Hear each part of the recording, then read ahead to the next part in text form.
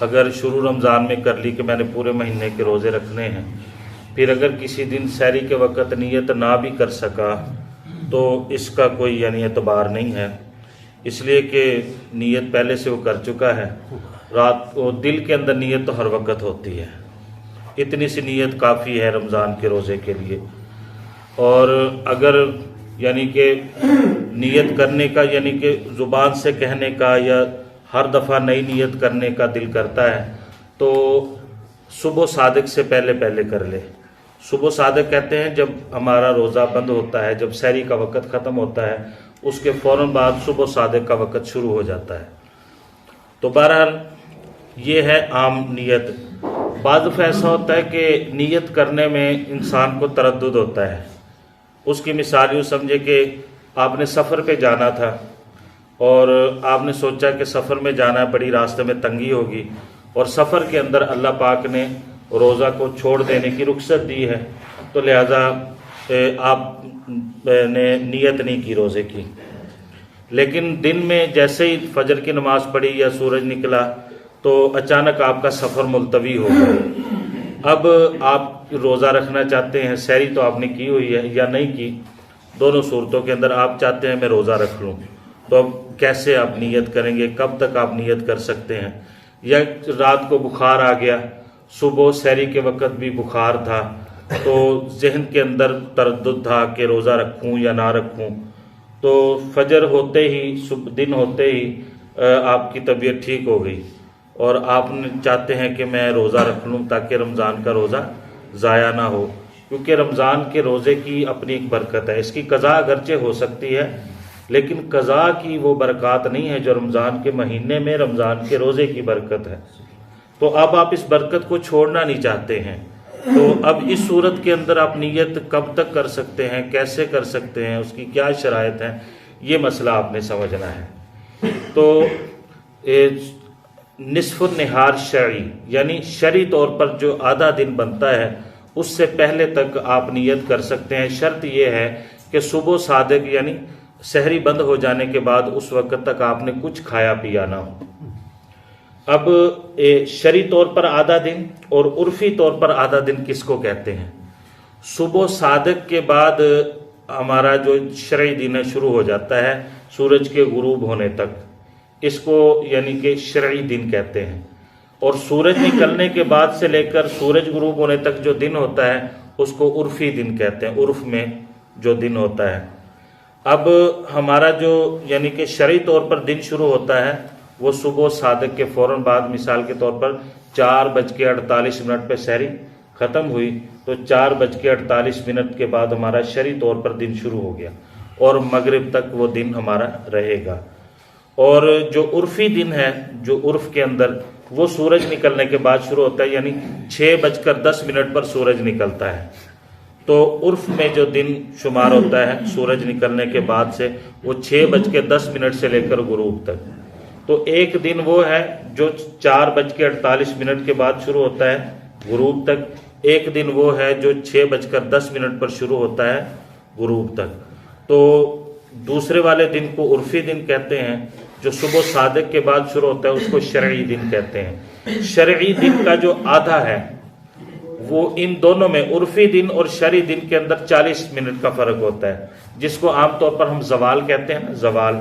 یہ زوال کا جو وقت ہوتا ہے یہ عرفی دن کا آدھا ہوتا ہے۔ جب سورج ڈھلتا ہے تو ہم اس کو کہتے ہیں سر پہ آ جائے سورج تو یہ زوال کا وقت شروع ہو گیا، جب وہ ڈھلتا ہے تو اترنے کی طرف جاتا ہے تو اس کو ہم زوال کا وقت کہتے ہیں۔ وہ تقریباً اس وقت ہو رہا ہے 12:15، 12:15 لگا لیں ایک محتاط انداز، 12:15 بجے زوال کا وقت شروع ہو جاتا ہے۔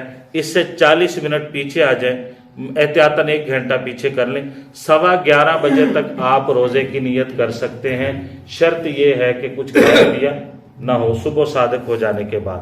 سحری کے وقت کھا لیا تو وہ تو سحری ہے، اس کی کہ کھانے کی ترغیب ہے، اس میں برکت ہوتی ہے، لیکن آپ نے صبح صادق ہو جانے کے بعد، روزہ بند ہو جانے کے بعد 11:15 بجے سے پہلے تک کچھ بھی کھایا پیا نہیں ہے۔ سفر کرنا تھا، سفر ملتوی ہو گیا، طبیعت خراب تھی، طبیعت میں بہتری آ گئی، اب آپ چاہتے ہیں کہ میں روزہ رکھ لوں، تو آپ 11:15 بجے سے پہلے تک روزے کی نیت کر سکتے ہیں اور اس سے آپ کا روزہ انشاءاللہ ہو جائے گا۔ یہ اس صورت میں ہے جب یعنی کہ کوئی عارضہ پیش آ گیا، روزہ چھوڑنے کا امکان تھا، تو اس بنا پر آپ نے اگر آپ نے صبح صادق ہو جانے کے بعد، سحری ختم ہو جانے کے بعد کھا پی لیا ہے تو پھر نیت کرنے سے روزہ نہیں ہوگا۔ اچھا، جب ہم روزہ رکھ لیتے ہیں تو عام طور پر ہمارے ساتھ دن میں کچھ معاملات پیش آتے ہیں۔ مثال کے طور پر منہ کے اندر لعاب دہن بنتا ہے، یہ تھوک کہتے ہیں ہم جس کو، یہ لعاب ہے، یہ کیمیکل ہے، یہ سارا دن 24 گھنٹے ہر وقت ہر گھڑی بنتا ہی رہتا ہے اور یہ ہمارے اندر جاتا رہتا ہے اور معدے کے اندر جا کر یہی کیمیکل ہے جو ہماری روٹی کو ہضم کرتا ہے۔ اگر یہ نہ ہو تو پھر ہمارا معدہ کام نہیں کرے گا اور کھانا پینا ہضم نہیں ہوگا۔ تو اس کے منہ کے اندر جو تھوک بنتا ہے وہ بار بار نکلنے سے روزے کو کوئی فرق نہیں پڑتا ہے کسی قسم کا بھی۔ اچھا، یہ تو ہو گیا۔ عام طور پر جب ہم وضو کرتے ہیں تو وضو کرنے کے بعد ہمارے منہ کے اندر جو تازگی ہوتی ہے تو اس تازگی کی وجہ سے ہمارا جو لعاب ہوتا ہے وہ فریش ہو جاتا ہے اور ہمیں یوں لگتا ہے کہ جیسے کہیں وضو والا پانی ہمارے ساتھ اندر نہ چلا جائے، اور اس ڈر کی وجہ سے ہم تھوڑا سا پریشان ہو جاتے ہیں، پھر مسائل پوچھتے ہیں۔ تو وضو کر لینے کے بعد آپ تھوڑی دیر وہاں بیٹھ جائیں، ایک محتاط اندازے کے مطابق آپ کو جتنا لگے منہ کے اندر میرے تری ہے وہ آپ نے وہاں یعنی تھوک دی، کلی کر دی یا تھوک دی۔ اس کے بعد یہ تازگی کافی دیر تک باقی رہتی ہے، اس کی آپ نے پرواہ نہیں کرنی ہے۔ آپ آرام سے آ کر اپنی نماز پڑھیں، اپنے اعمال کے اندر لگیں۔ اگر وہ تازگی والا لعاب یا تھوک وہ اندر جا رہا ہے تو اس سے کوئی فرق نہیں پڑتا روزے کو اور اس سے کوئی روزہ خراب نہیں ہوتا۔ تو چونکہ جب آپ کلی کریں گے تو اندر کا منہ کا حصہ وہ فریش ہو جائے گا اور اس کی وجہ سے جو لعاب آپ کا بنے گا وہ آپ کو لگے گا جیسے وہ زیادہ پتلا ہو جائے گا۔ عام طور پر جو لعاب ہوتا ہے، تھوک ہوتا ہے، وہ تھوڑا گاڑھا ہوتا ہے، وضو کرنے کے بعد تھوڑا سا پتلا ہو جاتا ہے۔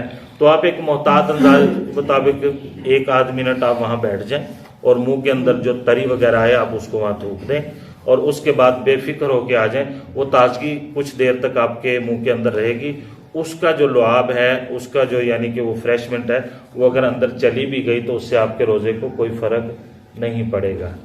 تو اب یہاں سے تھوڑی سی یعنی کہ بات دیکھیں کہ اس روزے کے بارے میں کس قدر محتاط ہیں کہ اتنے چھوٹے چھوٹے معاملات کی بھی ہم فکر کرتے ہیں، مسائل پوچھتے ہیں۔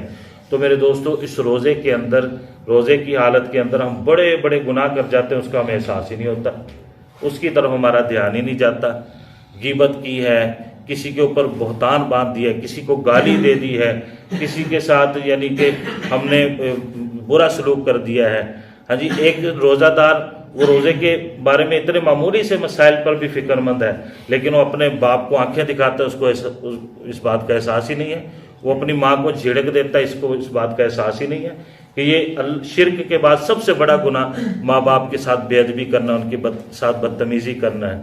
پھر اسی طریقے سے گالی دینا یہ بہت بڑا گناہ ہے، جھوٹ بولنا یہ بہت بڑا گناہ ہے، اور اسی طریقے سے غیبت کرنا، الغیبت اشد من الزنا، یہ زنا سے بھی زیادہ بدتر ہے۔